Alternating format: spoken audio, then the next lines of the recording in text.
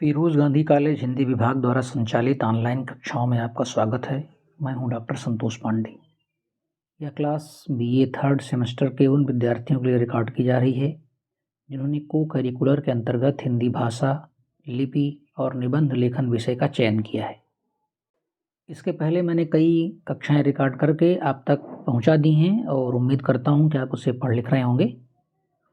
अभी आज हम जिस टॉपिक पर बात करेंगे वो है, आपके पाठ्यक्रम में वो टॉपिक है कि 19वीं शताब्दी में हिंदी भाषा के अंतर्गत जो खड़ी बोली आती है उसका विकास किस प्रकार से हुआ।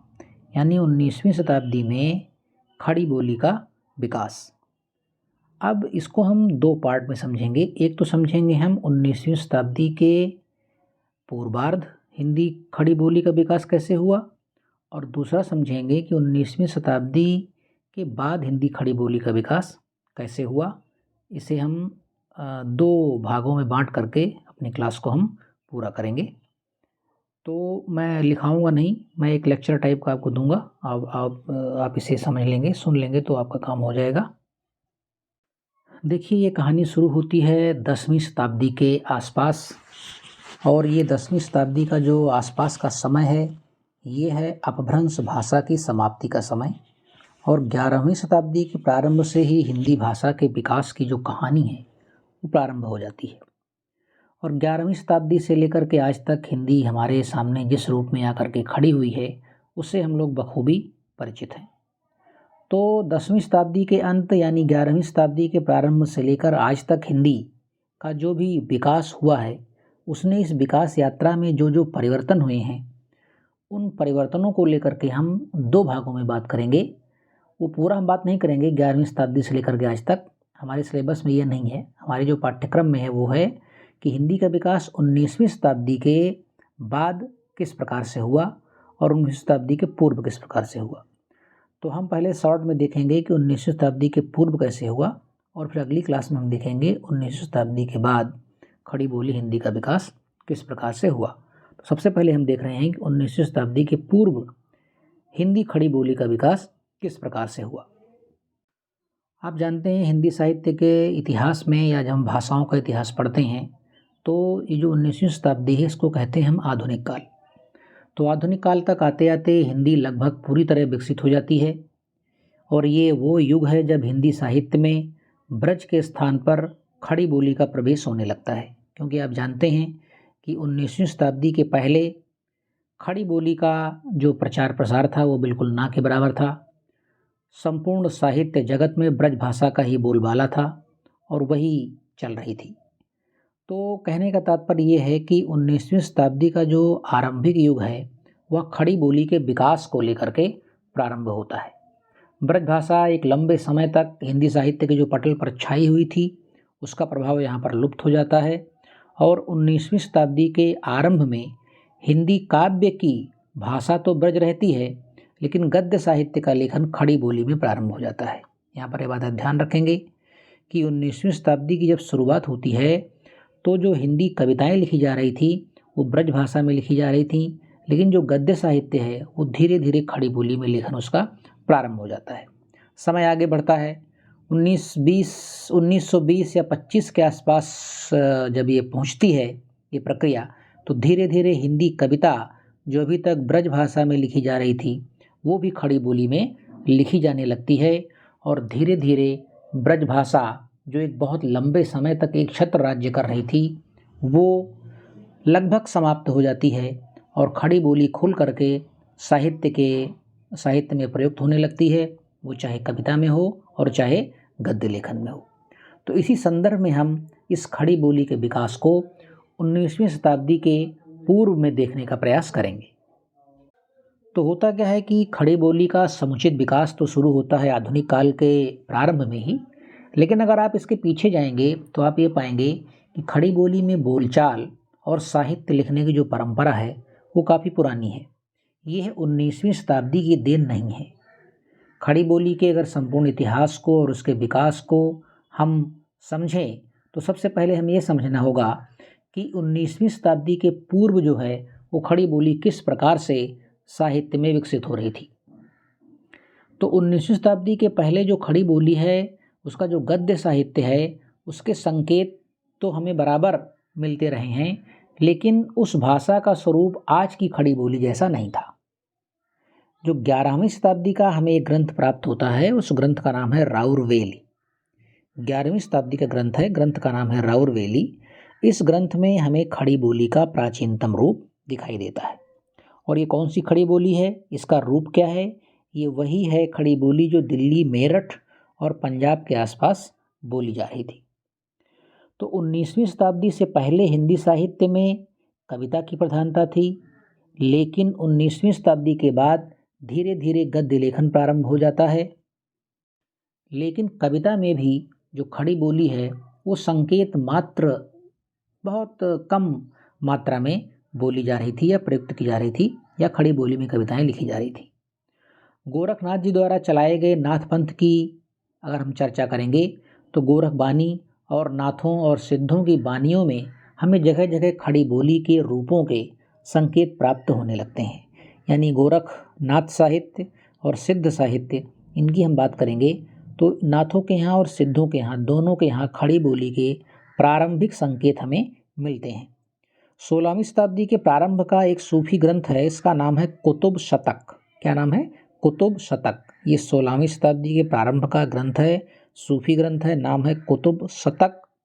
इसको किसने लिखा है ये तो नहीं पता चलता है, लेकिन इसमें जो गद्य का प्रयोग हुआ है वो उसकी जो भाषा है वो दक्षिणी हिंदी जैसी दिखाई पड़ती है।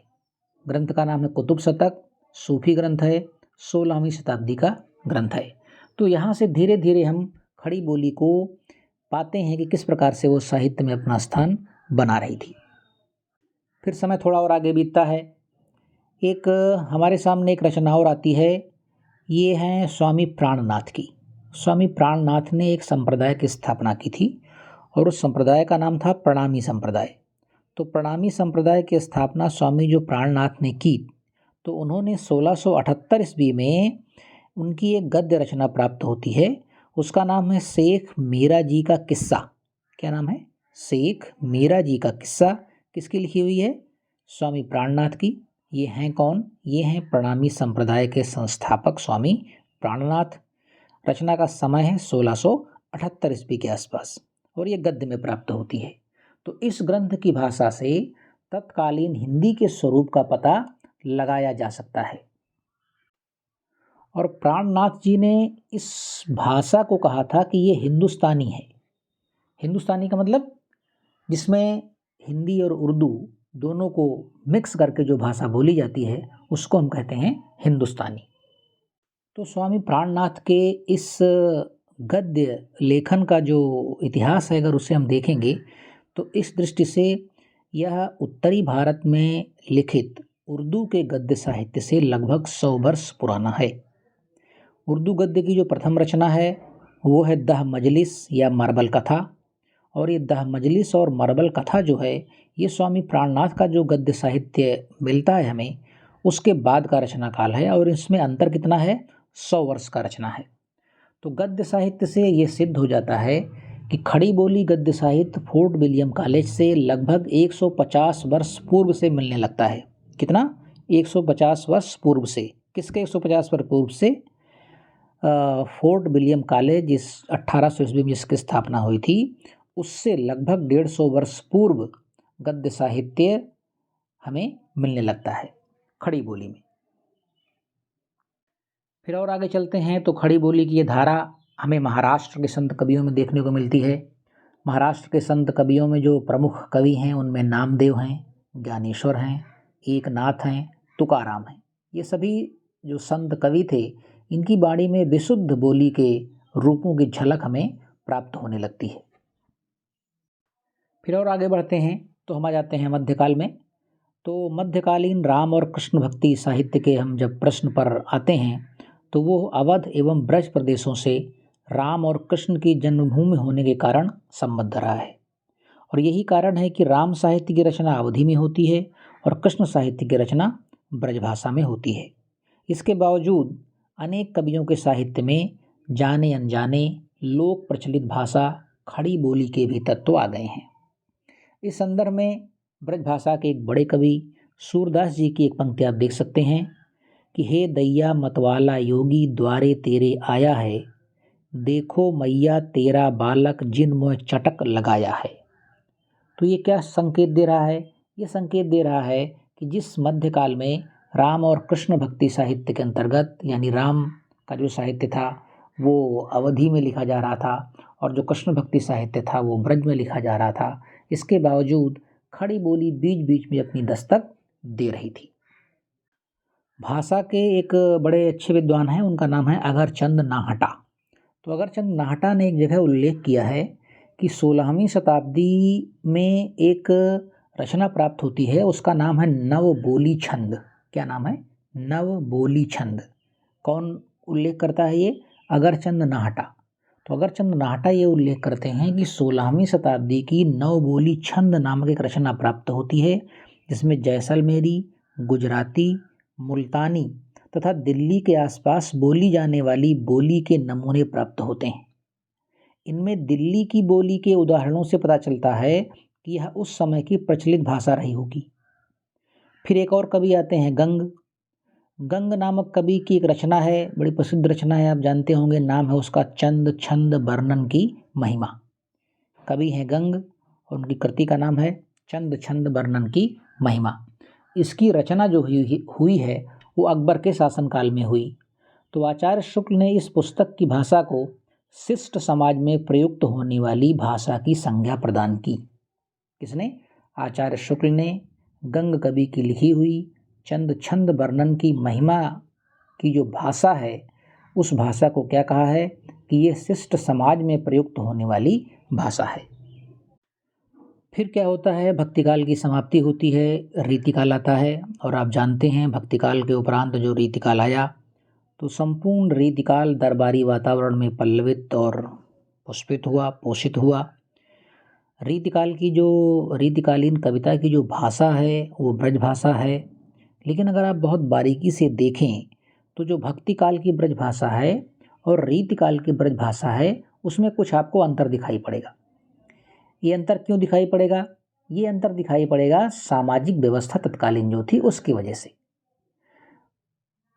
भक्तिकाल की जो व्यवस्था थी साहित्य के अंतर्गत वो थी कृष्ण भक्ति और राम भक्ति की, लेकिन और वो लिखा जा रहा था ब्रज में कृष्ण भक्ति काव्य। लेकिन रीतिकाल में जो ब्रज भाषा में रचना हुई वहाँ पर भक्ति का जो सानिध्य था वो नहीं था। वो क्या था? वो था दरबारी सानिध्य। तो इसी दरबारी आग्रह के कारण भक्तिकाल की ब्रज भाषा और रीतिकाल की ब्रज भाषा में आपको अंतर दिखाई पड़ेगा। और इस दरबारी आग्रह के कारण हुआ क्या कि खड़ी बोली के तत्वों की जो झलक है वो इस रीतिकाल की ब्रज भाषा में दिखाई पड़ने लगती है। वो चाहे रहीम हो, आलम हो, घनानंद हो, गंग कवि हो, ग्वाल कवि हो, ये इन सारे लोगों ने अपनी रचना में जो भक्तिकालीन ब्रज भाषा है उसकी तुलना में जो एक अलग प्रकार की ब्रज भाषा का प्रयोग किया। और वो अलगाव किस प्रकार से होता है? वो अलगाव होता है दरबारी आग्रह के कारण, क्योंकि दरबारी आग्रह के कारण खड़ी बोली के तत्व उनकी ब्रज भाषा में धीरे धीरे सम्मिलित होते जा रहे थे। अब इसमें हम दो कृतियों की चर्चा करेंगे। इसमें एक कृति है घनानंद की, उसका नाम है विरह लीला, और एक कवि हुए हैं रघुनाथ कवि, इनकी एक रचना है उसका नाम है इश्क महोत्सव। तो ये जो दोनों कृतियां हैं यानी घनानंद की विरह लीला और रघुनाथ कवि की इश्क महोत्सव, इन दोनों में जो भाषा पाई जाती है वो विशुद्ध खड़ी बोली पाई जाती है। यानी इन दोनों की रचना विशुद्ध खड़ी बोली में हुई। फिर और आगे चलते हैं हम आ जाते हैं 18वीं शताब्दी में। 18वीं शताब्दी में एक व्यक्ति हुए और उनका नाम था राम प्रसाद निरंजनी। क्या नाम था? राम प्रसाद निरंजनी। तो निरंजनी साहब ने एक ग्रंथ की रचना की और बड़ा प्रसिद्ध ग्रंथ है, शायद सुना होगा भी आपने। उसका नाम है भाषा योग वशिष्ठ। क्या नाम है? भाषा योग वशिष्ठ। राम प्रसाद निरंजनी ने एक ग्रंथ की रचना की जिसका नाम है भाषा योग वशिष्ठ। अगर आप सही मायनों में देखेंगे तो यह खड़ी बोली गद्य की पुस्तक समझी जानी चाहिए। इस पुस्तक की भाषा के बारे में आचार्य शुक्ल ने भी लिखा है कि लोगों को यह भ्रम नहीं होना चाहिए कि खड़ी बोली गद्य का विकास अंग्रेजों की प्रेरणा से हुआ था, बल्कि खड़ी बोली गद्य का विकास तो उससे पहले से ही हो गया था। निरंजनी जी की भाषा का एक अगर आप नमूना देखें तो आप देख सकते हैं, भाषा योग वशिष्ठ से मैं उदाहरण दे के आपको बता रहा हूँ। 18वीं शताब्दी की रचना है और आप देखें कि किस प्रकार से खड़ी बोली धीरे से अपनी दस्तक देती हुई दिखाई पड़ती है। उदाहरण वो लिखते हैं निरंजनी साहब भाषा योग वशिष्ठ में, हे भगवान, आप सब तत्वों और सब शास्त्रों के जाननहारे हो, मेरे एक संदेह को दूर करो।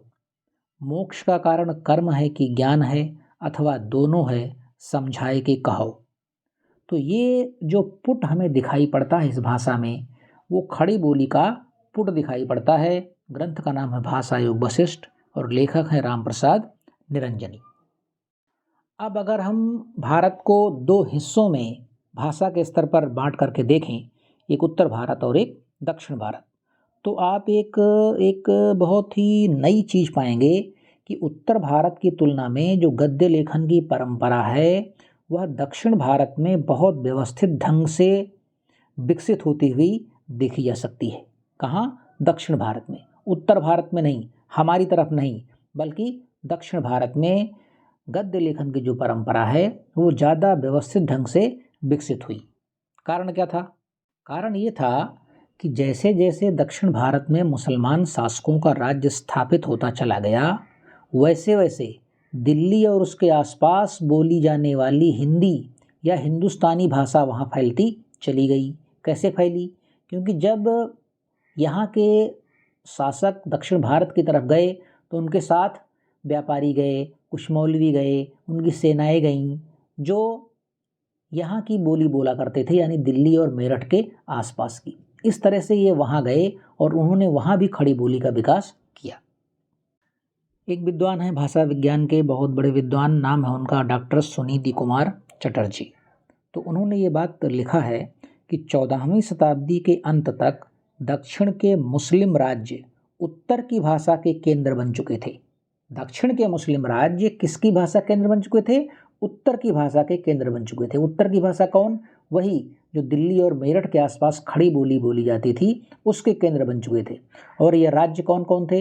ये थे बहमनी साम्राज्य और उसके तत्कालीन 5 भाग थे बहमनी साम्राज्य के: बरार, बीदर, गोलकुंडा, अहमदनगर और बीजापुर। धीरे धीरे 17वीं शताब्दी तक इस भाषा ने वहाँ की साहित्यिक भाषा का दर्जा ले लिया और यह वहाँ की राजभाषा के रूप में भी प्रतिष्ठित हो गई। और इसी भाषा को बाद में क्या कहा गया? दक्षिणी हिंदी, दक्कनी या दक्षिणी हिंदी कहा गया। मतलब बहमनी साम्राज्य के अंतर्गत जो 5 हिस्से थे, बरार, बीदर, गोलकुंडा, अहमदनगर और बीजापुर, यहाँ क्या हुआ? धीरे धीरे 17वीं शताब्दी तक जो उत्तर की जो भाषा थी और दक्षिण में गई, उसने अपने साम्राज्य को फैलाया और वहाँ की साहित्यिक भाषा का दर्जा ले लिया, यानी वहाँ की राजभाषा के रूप में ये प्रतिष्ठित हो गई। और यही भाषा क्या कहलाई बाद में आगे चल करके? यही कहलाई दक्षिणी हिंदी। इस दक्षिणी के भी बोलचाल के स्तर पर हमें अनेक रूप दिखाई पड़ते हैं। औरंगाबाद और उसके आसपास की भाषा में मराठी ज़्यादा है, तो गुलबर्गा और बीजापुर की भाषा में आपको कन्नड़ का प्रभाव दिखाई पड़ेगा। आप हैदराबाद की तरफ आएंगे तो हैदराबाद की भाषा में तेलुगु का प्रभाव अधिक दिखाई पड़ेगा। लेकिन जहाँ तक साहित्यिक दक्षिणी का प्रश्न है, उसमें स्थिरता और एक रूपता अधिक है। कहने का मतलब ये हुआ कि जो दिल्ली और मेरठ के आसपास की खड़ी बोली वहाँ गई, उसमें दक्षिणी में जो साहित्य लिखा गया उसमें एक रूपता अधिक है। फिर हुआ क्या कि दक्षिणी में गद्य और पद्य दोनों में साहित्य लिखा गया। मैं कुछ आपको उदाहरण दे दूं। एक नाम आपको सुनाई पड़ेगा, ख्वाजा बंदा नवाज गेसूदराज हुसैनी। इनका पूरा नाम था ख्वाजा बंदा नवाज गेसूदराज हुसैनी। तो जो ये ख्वाजा बंदा नवाज गेसूदराज हुसैनी थे, ये दक्षिणी हिंदी के पहले कवि माने जाते हैं। इसके बाद एक दूसरे कवि आते हैं, उनका नाम है अब्दुस समद। इन्होंने 1553 ईस्वी में एक गद्य की किताब लिखी और इसका नाम है तफसीरे बहावी। क्या नाम है? तफसीरे बहावी। रचनाकार का नाम है अब्दुस समद और समय है 1553 ईस्वी। इन्हीं ख्वाजा बंदा नवाज गेसूदराज के ही समकालीन एक और कवि प्राप्त होते हैं, मिलते हैं। उनका नाम है शाह मीरान और शाह मीरान की जो रचना है उसका नाम है मरकुबुल कलूब। शाह मीरान, रचना का नाम है मरकुबुल कलूब और ये ख्वाजा बंदा नवाज गेसूदराज जो थे उनके ये समकालीन हैं। एक और कवि हैं, उनका नाम है शाह बुरहाबुद्दीन, शाह बुरहाबुद्दीन और इनकी जो रचना है उसका नाम है कलमतुल हकायत। ये भी गद्य साहित्य की दृष्टि से बड़ी महत्वपूर्ण कृतियाँ हैं, यानी मरकुबुल कुलूब और कलमतुल हकायत। एक और कवि हैं, उनका नाम है वज़ही। ये बहुत अच्छे कवि थे। इनकी एक किताब है, इसका नाम है सबरस और ये 1620 ईस्वी में लिखी गई। ये आधुनिक हिंदी के बहुत निकट की रचना है। कौन सी? सबरस। किसकी लिखी हुई है? मुल्ला वज़ही की। तो इस प्रकार से हम देखते हैं कि 19वीं शताब्दी के पूर्व में खड़ी बोली का विकास किस प्रकार से हुआ, आदिकाल में किस प्रकार से हुआ, सिद्धोनाथों के यहाँ किस प्रकार से हुआ, महाराष्ट्र में किस प्रकार से हुआ, स्वामी प्राणनाथ के प्रणामी संप्रदाय में प्राणनाथी संप्रदाय या प्रणामी संप्रदाय में किस प्रकार से हुआ।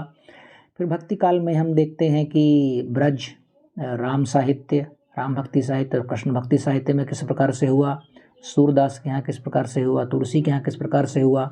फिर आ जाते हैं हम रीतिकाल, और रीतिकाल में हमने देखा कि ये विकास किस प्रकार से हुआ। फिर हम आ जाते हैं दक्षिणी हिंदी में, और दक्षिणी हिंदी में हमने देखा कि ये खड़ी बोली का विकास किस प्रकार से हुआ। तो ये मेरा लेक्चर यहाँ पर समाप्त होगा। मैंने इसमें ये बात की है कि 19वीं शताब्दी के पूर्व खड़ी बोली हिंदी का विकास किस प्रकार से हुआ। तो आप इसे पढ़े लिखें, सुने। अगली क्लास आपको बहुत जल्द मिलेगी। नमस्कार।